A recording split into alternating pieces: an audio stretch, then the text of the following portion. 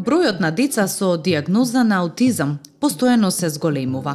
Во буквален превод тоа би значило дека детето не постигнало никаква социјална интеракција или се повлекло во себе пред да настане било каква социјална интеракција. Аутизмот всушност е невробиолошко развојно нарушување, кое најчесто се покажува во првите 3 години од животот.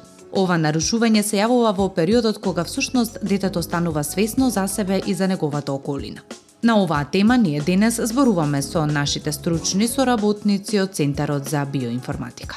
Живееме во време каде што бројот на деца кои што имаат проблем со говор, комуникација, однесување, меѓутоа не само проблем со говор, одложен говор и пролонгирање на говорот или доцнење малку на говор и развој е нешто друго. Аутизмот е малку посериозно нарушување и како што гледаме влие на цело семејство, влие на децата околу него, влие на родителите.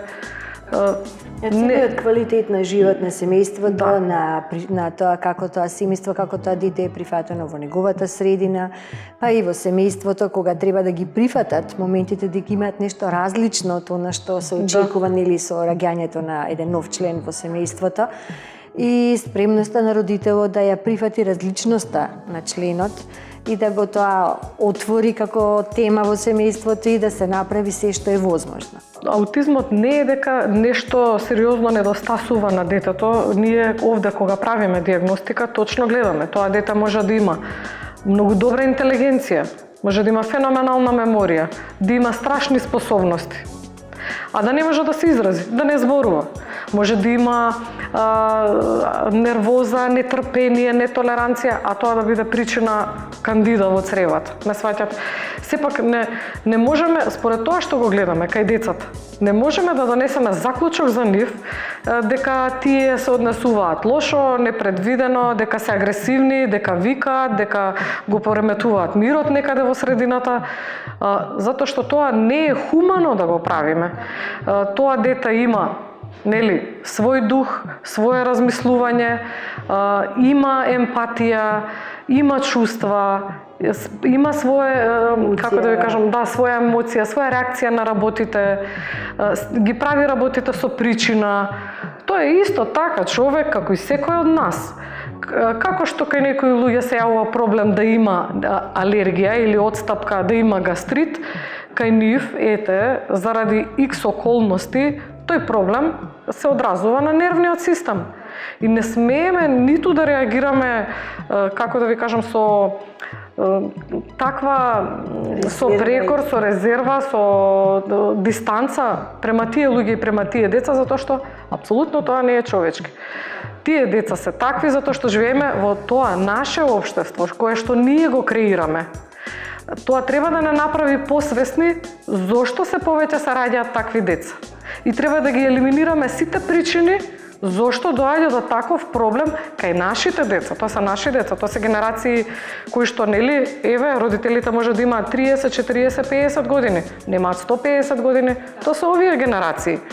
Ако претходно биле едно дете во 10.000 со аутизам, и во Америка читаме статистика, излезе и Трамп со одредени негови ставови. Ако било претходно 1 на 10.000, сега е многу повеќе, сега е 1 на 30 деца. Мој совет е за сите понатаму што планираат деца да бидат многу попредпазливи во однос на се. Значи веќе има студии во Италија што се правени што докажуваат дека можеби и самиот парацетамол во текот на бременоста може да предизвика проблем со нервниот систем. А нели парацетамолот е единствен препарат кој што е дозволен во текот на бременоста. Ама според мене, додека е девојката бремена, најдобро е да не прима никакви хемиски супстанции. Така нема да направи никаква штета. Последиците се гледаат после 10, 20 или 30 години. Тогаш ќе излезе како статистика. И не е само тоа. Во суштина треба да ги заштитиме децава од токсични супстанции, оптеретување на нервен систем, на имун систем, на црева, на се. Тоа значи, се што прави некаков проблем треба да се елиминира, за да избегнеме нешто такво. Можно и електромагнетните влијанија да го предизвикуваат тоа. Пред 20 години сме биле општество што немало толку компјутери, имало 5 компјутери во една зграда. Сега веќе живееме со телефонот до нас, со антени, со компјутери, со Starlink, со што не. Сите овие причини се едно кога ќе праша некој нели што го предизвикува тоа. Меѓутоа, кога веќе ќе дојде проблемот, мораме да најдеме и начин како да го решаваме.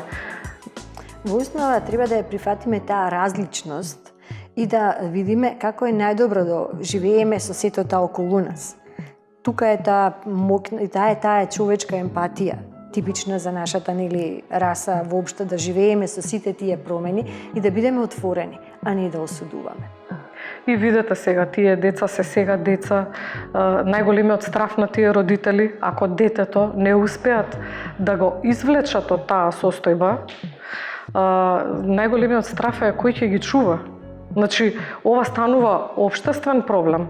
Значи, не само самата држава, цивилизацијата треба да најде начин како да направи да тие деца имаат здрав нервен систем. Фокусот треба да биде да ги регенерираат, да ги оспособат да живеат здрави, самостојни, среќни. Зашто инаку во една Македонија има можеби 20.000 деца. Инаку за 10 години 20 треба да се направи не град, не институт, туку треба град реално. Цел систем за да може со медицински персонал, со луѓе што ќе се грижат за нив, за да може тие деца да живеат нормално и да си ги обавуваат своите потреби. Наместо да одиме на тоа што ќе се случи после 20 години или 30, ние треба да мислиме што сега. Додека се уште помали, треба целиот труд да се вложи да тие деца имаат здрав нервен систем.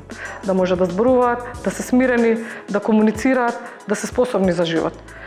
На нас ни е посебна, да кажам, тема и посебно болна тема е кога ќе дојде некое дете кое што не е добро, реално.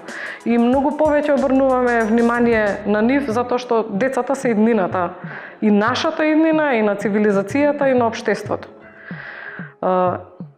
Има можност да се помогне, не велам дека тоа функционира 100% кај сите деца. Затоа треба и да се посвети повеќе и труд, и финанси од сите страни, за да може да се постигне повеќе. Децата треба да имаат регенериран нервен систем, тоа го правиме кај нас, треба да се смири нервниот систем, треба да се смират стрес хормоните, да се регулира спиењето, да се направи регенерација на центарот за говор. Така ќе спасиме многу луѓе, всушност. Максимумот од секое дете, затоа што секое дете е различно. Покажува различности во она што се го гледаме тука. Но секоја диагностика е различна, секое дете баш е различно. Што кажува доктор Ана, апсолутно нема две исти деца. Па и нема двајца исти луѓе.